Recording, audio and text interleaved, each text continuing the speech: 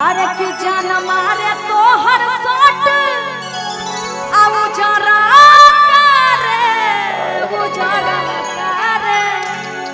उजला कलर जो है ना आदमी के बदन पे जो है पर्सनालिटी पे चार चांद लगा देता। का सही बोल रहे हैं ना, बकला नहीं लगे एकदम गो। जैसे ही सर देखिए पहले, वाह, एगो टाई का खाली कमी है आपके पर्सनालिटी पे, लेकिन मस्त लग रहा है, सुपर।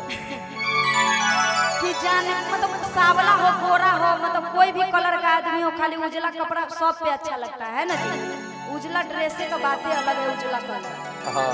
अरे कि जान मारे तो हर साट उजारा करे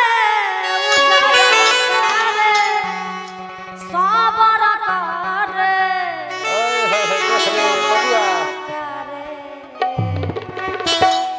आ दिल हम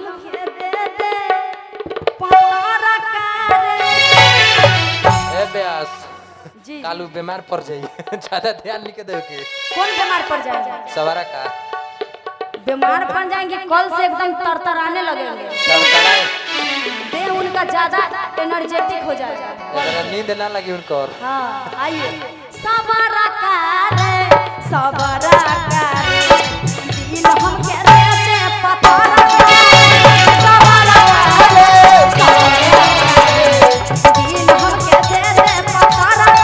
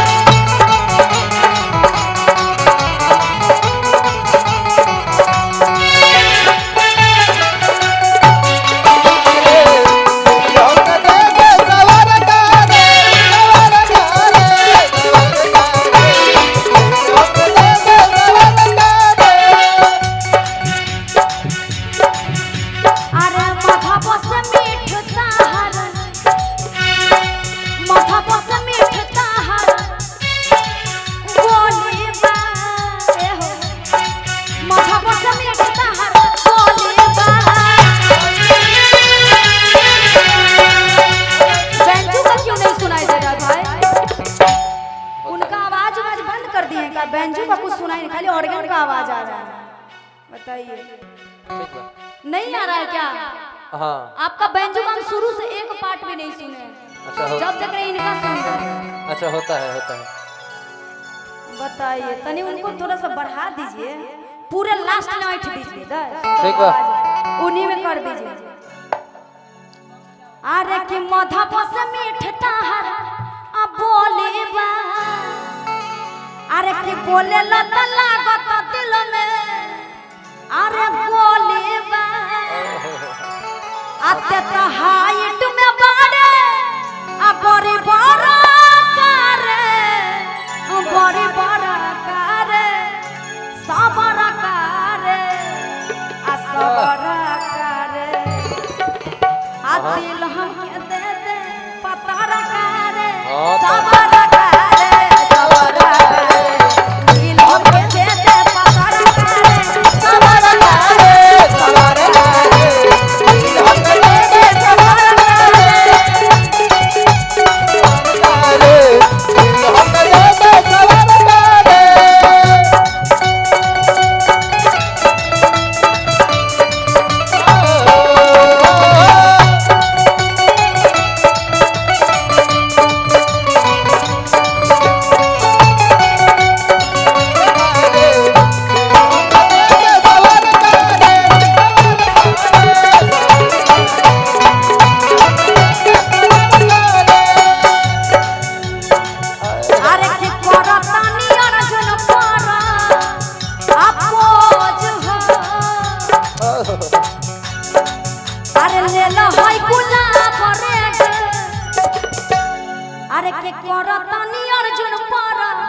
वाह पोज हो देखो हो भाई आ ले लो है गुलाब रेड रोज हो आ देखी तोरा के दिलवा इधर करे सबर करे दिल हम